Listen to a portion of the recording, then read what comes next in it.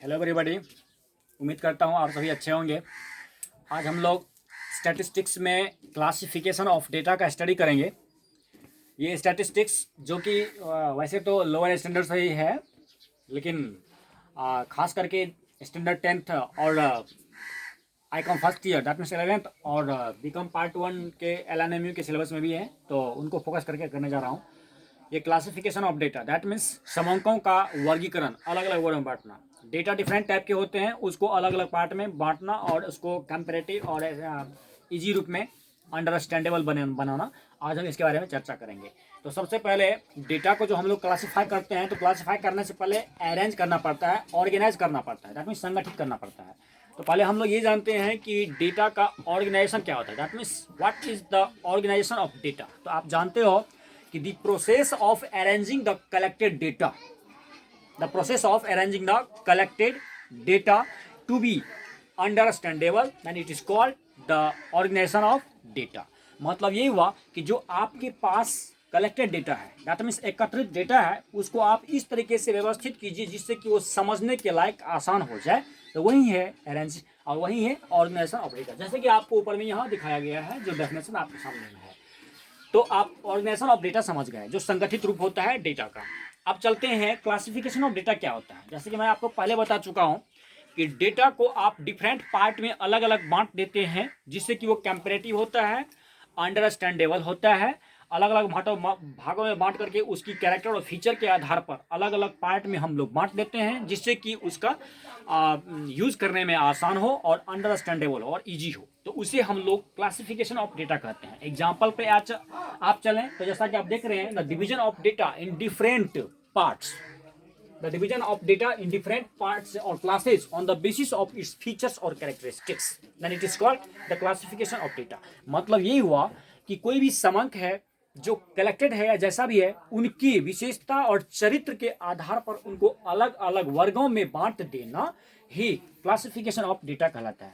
क्योंकि आप जानते हो कि डेटा डिफरेंट टाइप के होते हैं, बहुत सारे अलग अलग टाइप के होते हैं, तो उनको उसके फीचर्स और कैरेक्टर्स के आधार पर अलग अलग भागों में बांटना पड़ेगा।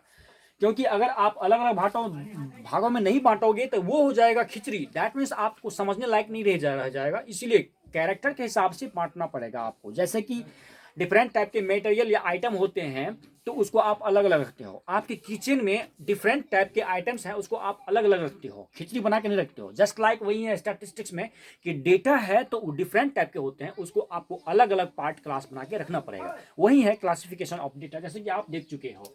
अब चलते हैं क्लासिफिकेशन ऑफ डेटा का आप क्या फीचर्स या कैरेक्टरिस्टिक्स या फिर उसका ऑब्जेक्ट्स हैं।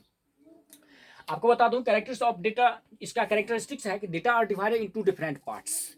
डेटा को आप डिफरेंट पार्ट्स में डिवाइड करते हो, फिर data are classified on the basis of its quality. Data को इसके क्वालिटी, इसके गुण, मेरिट के आधार पर डिवाइड किया जाता है, बांटा जाता है अलग अलग। और it brings the unity in diversity, मतलब डिफरेंट टाइप के जो डेटा होते हैं तो उसको आप क्लासिफाई करते हो तो वो यूनिटी लाता है। डिफरेंट टाइप के डेटा में यूनिटी दैट मींस समानता लाता है, इसीलिए इसको कहते हैं यूनिटी इन डाइवर्सिटी। तो ये तो इसका हुआ फीचर्स या कैरेक्टरिस्टिक्स। अब हम लोग जो डेटा को क्लासिफाई करते हैं, इसके पीछे क्या कारण है, दैट मीन्स हमारा क्या फंक्शन है उसका या ऑब्जेक्ट्स क्या है। तो डेटा को हम लोग अलग अलग क्लासिफाई करते हैं, इसका मेन ऑब्जेक्ट्स ये है कि हम उसको कंपेरेटिव बनाना चाहते हैं, दैट मीन्स तुलनात्मक। हर साल के डेटा को हर साल से तुलना करके हम लोग देखना चाहते हैं कि ये कैसा, किस साल इसका जो रेंज है बढ़ा या घटा या नंबर। जैसे कि इंडिया का पॉपुलेशन है, तो पॉपुलेशन हर दशक में कितना बढ़ रहा है, दैट मीन्स 1971 में कितना था, दैट मीन्स 1 करोड़, 1981 में 5 करोड़, 1991 में 50 करोड़, 2001 में 120 करोड़, 2011 में 130 करोड़। दैट मीन्स ये हुआ कि डिफरेंट ईयर में आप अलग अलग डेटा प्रस्तुत कर रहे हो इंडिया से या किसी भी कंट्री के पॉपुलेशन से। तो ये कंपैरेटिव हुआ जो हर साल आप अलग अलग दे रहे हो, तो ये हुआ कंपैरेटिव। फिर उसके बाद इजीली अंडरस्टैंडेबल और अट्रैक्टिव। डेटा को क्लासिफाई करने से वो अंडरस्टैंड करने में अच्छा लगता है, दैट मीन्स ईजी होता है और वो अट्रैक्टिव होता है, देखने में भी अच्छा लगता है ये। और फिर इंक्रीज इन यूटिलिटी, डेटा को यूटिलिटी दैट मीन्स उपयोगिता बढ़ जाती है अलग अलग टाइप के। तो ये सारे इसके फीचर्स हैं जो क्लासिफिकेशन ऑफ डेटा के फीचर्स है, कैरेक्टरिस्टिक्स हैं। अब आप देख रहे हैं कि आपके सामने है मेथड्स ऑफ क्लासिफिकेशन। ये डेटा को आप अलग अलग भागों में किस तरीके से बांटोगे, इसका मेथड दिया हुआ है। 4 मेथड है, आप देख रहे हो। ये geographical method, chronological method, qualitative method और फिर क्वांटिटेटिव मेथड। पहले चलते हैं ज्योग्राफिकल मेथड, जैसे कि भौगोलिक, इसे कहते हैं भौगोलिक विधि।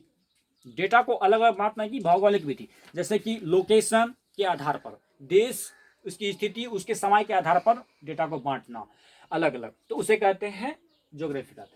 क्रोनोलॉजिकल, दैट मीन्स उसके समय के हिसाब से अलग अलग भागों में बांटना, उसके समय स्थिति के हिसाब से डेटा को अलग अलग पार्ट में बांटना, वो है क्रोनोलॉजिकल। फिर क्वालिटेटिव, गुण के आधार पर, गुणात्मक आधार पर उसको बांटना, तो ये 2 भागों में बांटा गया है, सिंपल क्लासिफिकेशन और मैनीफोल्ड क्लासिफिकेशन। इसको समझते हैं, उससे पहले क्वांटिटेटिव पे चलते हैं। तो क्वांटिटेटिव क्लासिफिकेशन को 2 भागों में बांटा गया है, एक डिस्क्रीट, दैट मीन्स एक इंडिविजुअल वेरिएबल्स और डिस्क्रीट वेरिएबल्स, जिसके बारे में हम लोग अगले क्लास में स्टडी करेंगे। फिलहाल ये जो है क्वालिटेटिव क्लासिफिकेशन ऑफ डेटा, इसके 2 पार्ट हैं, सिंपल क्लासिफिकेशन और मैनीफोल्ड क्लासिफिकेशन। सिंपल क्लासिफिकेशन में किसी एक मेरिट के आधार पर, गुण के आधार पर आप डेटा को डिवाइड करते हो, तो वो है सिंपल क्लासिफिकेशन। जैसे कोई जाति, कोई धर्म, कोई लिंग, कुछ भी के आधार पर जो हम किसी एक गुण को लेते हैं और डेटा को डिवाइड करते हैं, वो हुआ सिंपल क्लासिफिकेशन, जिसे साधारण वर्गीकरण भी कहते हैं।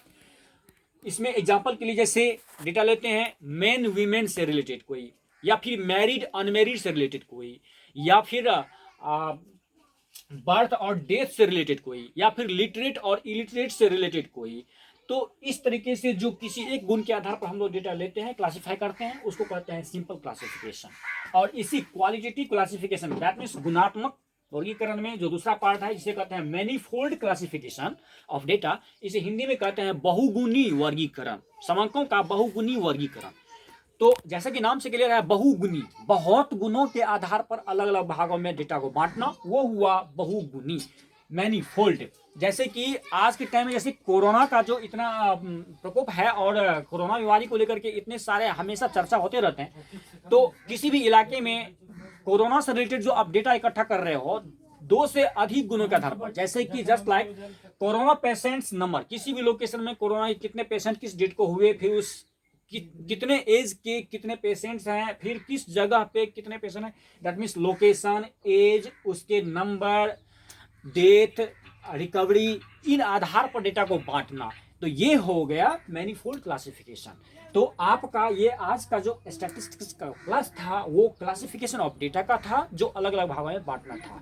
हम लोग क्लासिफिकेशन इसलिए करते हैं क्योंकि डेटा अलग अलग पार्ट में बांट करके उसकी कैरेक्टर के आधार पर हम उसको यूज करेंगे, उसके फीचर के आधार पर उसको हम सॉल्व करेंगे, इसीलिए डेटा को अलग अलग भागों में बांटना पड़ता है, क्लासिफाई करना पड़ता है, जिससे कि ईजी हो और कंपैरेटिव हो, दैट मीन्स तुलनात्मक हो। उम्मीद करता हूं कि आपको ये सारे जो बातें थी वो समझ में आए होंगे। बाय द वे, अगर आपको ना समझ में आई हो तो, या फिर कोई डाउट हो तो, या फिर कोई क्वेश्चन हो तो फिर कभी भी आप एनी टाइम पूछ सकते हो, कोई प्रॉब्लम नहीं है। Thank you for listening and watching.